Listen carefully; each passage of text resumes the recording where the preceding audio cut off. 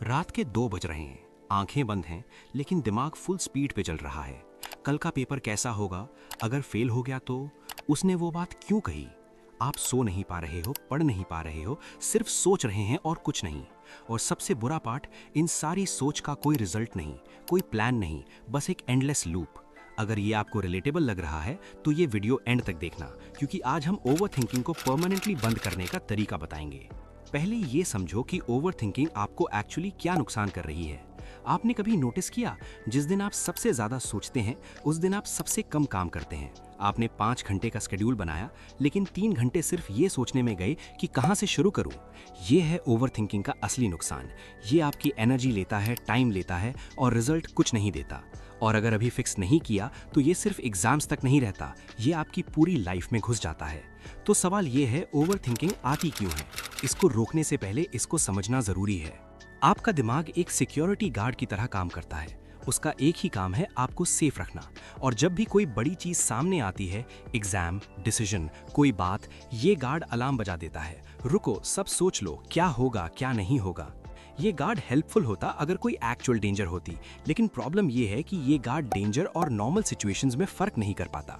शेर सामने आ जाए तो सोचना जरूरी है, लेकिन कौन सा सब्जेक्ट पहले पढ़ूंगा इसके लिए इतना अलार्म जरूरत नहीं।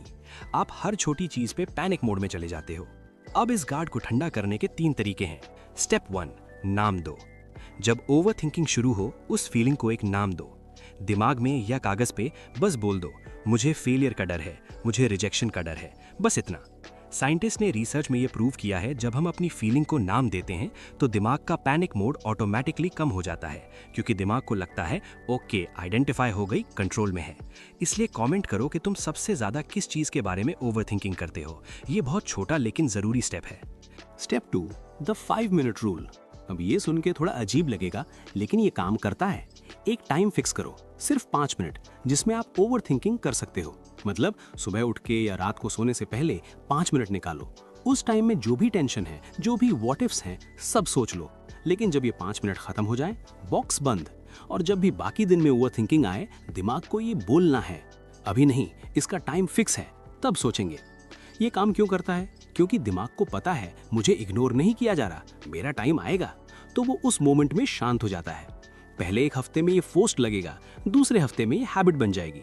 स्टेप 3, कुछ भी करो अभी। सबसे इंपॉर्टेंट स्टेप, एक लाइन में।